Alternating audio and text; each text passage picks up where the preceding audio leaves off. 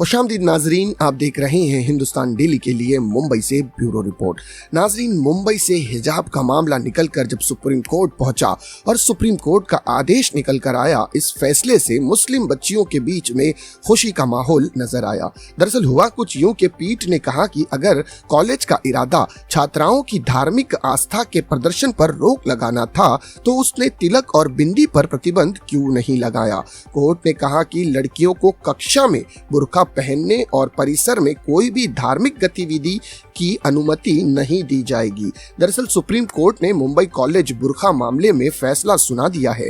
Court ने कहा कि लड़कियों को कक्षा में बुर्का पहनने और परिसर में कोई भी धार्मिक गतिविधि की अनुमति नहीं दी जाएगी। कोर्ट ने यह भी कहा कि बुर्का हिजाब के संबंध में उसके अंतरिम आदेश का दुरुपयोग नहीं किया जाना चाहिए।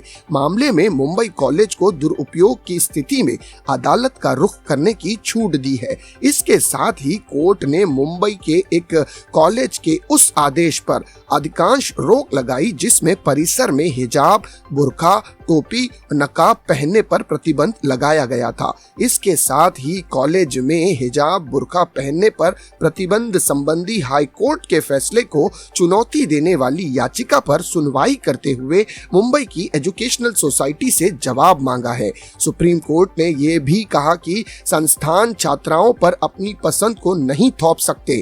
जस्टिस संजीव खन्ना और जस्टिस संजीव कुमार की पीठ ने एनजी आचार्य और डी के मराठा कॉलेज चलाने वाली चेंबूर ट्रॉम्बे एजुकेशनल सोसाइटी को नोटिस जारी किया और उन्हें 18 नवंबर तक उसे जवाब तलब किया है।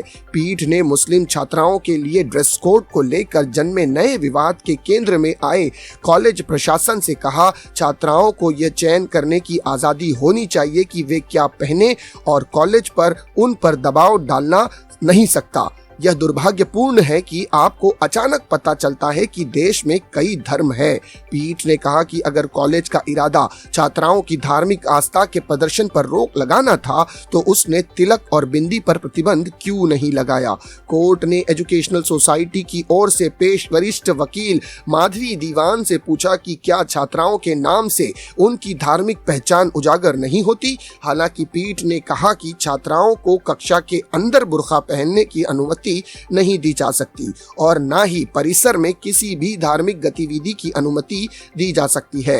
पीठ ने कहा कि उसके अंतरिम आदेश का किसी के द्वारा दुरुपयोग नहीं किया जाना चाहिए और किसी भी दुरुपयोग के मामले में एजुकेशनल सोसाइटी और कॉलेज को अदालत का दरवाजा खटखटाने की स्वतंत्रता दी।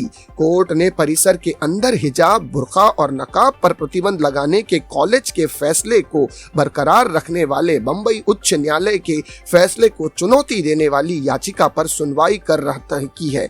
जैनब अब्दुल कय्यूम सहित अन्य याचिकाकर्ताओं की ओर से पेश वरिष्ठ वकील कॉलिन गोंजाल्वेज और वकील हबीबा जैदी ने कहा कि प्रतिबंध के कारण छात्राएं कक्षाओं में शामिल नहीं हो पा रही थी। दरअसल नाजरीन, ये ऐतिहासिक फैसला है जहां पर सुप्रीम कोर्ट ने मुस्लिम बच्चियों को देखते हुए, मुस्लिम धर्म को देखते हुए अपना फैसला दिया और कोर्ट ने यह फैसला दिया है कि कॉलेज और एजुकेशन सोसाइटी बच्चों पर ये अपनी जिम्मेदारियां नहीं थोप सकती, अपनी पसंद नहीं थोप सकती कि वो क्या पहनेंगी क्या नहीं पहनेंगी। कॉलेज परिसर के अंदर वो बुर्का, टोपी, हिजाब पहनकर दाखिल हो सकती है, लेकिन क्लास रूम के अंदर उन्हें बुर्का, हिजाब और टोपी वगैरह पहनने की इजाजत नहीं होगी। क्लास रूम में दाखिल होने से पहले उन्हें ये चीजों को चेंज करना होगा, वो चेंज करके अपने क्लासरूम में बैठ सकती है। लेकिन इंटर जो गेट होता है, उस गेट के अंदर, कॉलेज के मेन गेट से कॉलेज परिसर के अंदर वो तमाम चीजें पहन सकती हैं, लेकिन